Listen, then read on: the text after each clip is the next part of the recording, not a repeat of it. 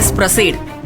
Your honour, நான் மட்டும் கிடையாது, என்ன மாதிரி 100 பேருக்கு மேல இந்த பில்டர் கஜேந்திரன் கிட்ட வீடு வாங்க பணம் கொடுத்து ஏமாந்துருக்கோம்.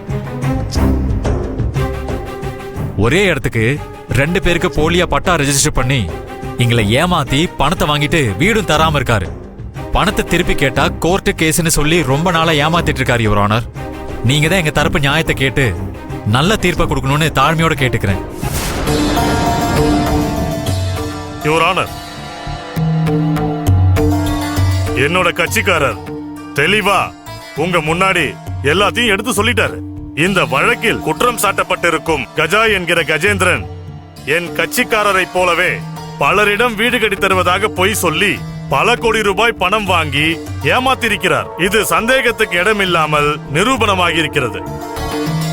அதனால் குற்றம் சாட்டப்பட்டிருக்கும் கஜா என்கிற கஜேந்திரனை பாதிக்கப்பட்ட நபர்களுக்கு அவர்கள் ஏமாந்த பணத்தை பெற்றுத்தருமாறு தாழ்மையுடன் கேட்டுக்கொள்கிறேன். அது மட்டும் இல்லை யுவர் ஆனர், மக்களை ஏமாற்றும் இவர் போல் நபர்களுக்கு ஒரு பாடமாக இவருக்கு 10 ஆண்டு கால சிறை தண்டனை வழங்குமாறு தாழ்மையுடன் கேட்டுக்கொள்கிறேன். That's all your honour.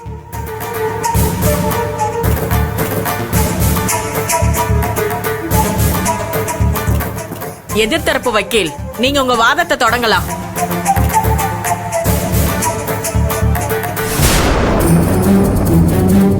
Your honour, இங்கே தவறாக குற்றம் சாட்டப்பட்டிருக்கும் என் கட்சிக்காரர் நகரத்தில் மிகப்பெரிய ரியல் எஸ்டேட் தொழிலதிபர்.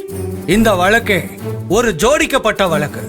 என் கட்சிக்காரரோட வளர்ச்சி பிடிக்காம தொழில் எதிரிங்க இவர் கம்பெனி பேரை கெடுக்க நடத்துற செட்டப் தான் இதெல்லாம். மை லார்ட், சொன்ன நேரத்துல முழு பணமும் கொடுக்கலன்னா வீடு உங்களுக்கு சொந்தம் இல்லைன்னு ஆரம்பத்திலேயே அக்ரிமெண்ட்ல போட்டு இருக்கு. அதை எல்லாரும் படிச்சு பார்த்துட்டு கையெழுத்து போட்டிருக்காங்க. அதுக்கான எவிடன்ஸ் உங்க முன்னாடி இருக்கு மேடம். சோ மை லார்ட், நிரபராதியான என் கட்சிக்காரரை சிக்க வைக்க பொய்யாக எதிரிகளால் ஜோடிக்கப்பட்ட இந்த வழக்கை தள்ளுபடி செய்து அவரை நிரபராதி என்று தீர்ப்பு வழங்குமாறு தாழ்மையுடன் கேட்டுக்கொள்கிறேன் your honour. That's all your honour.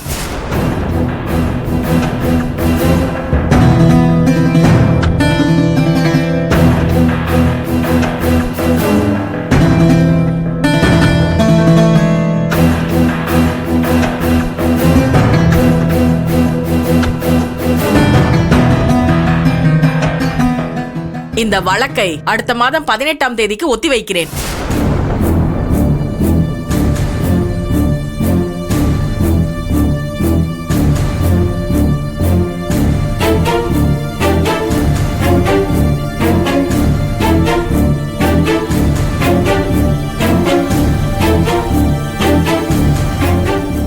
Next இந்த கேஸ கூப்பிடுங்க. வினோத்குமார், வினோத்குமார், வினோத்குமார்.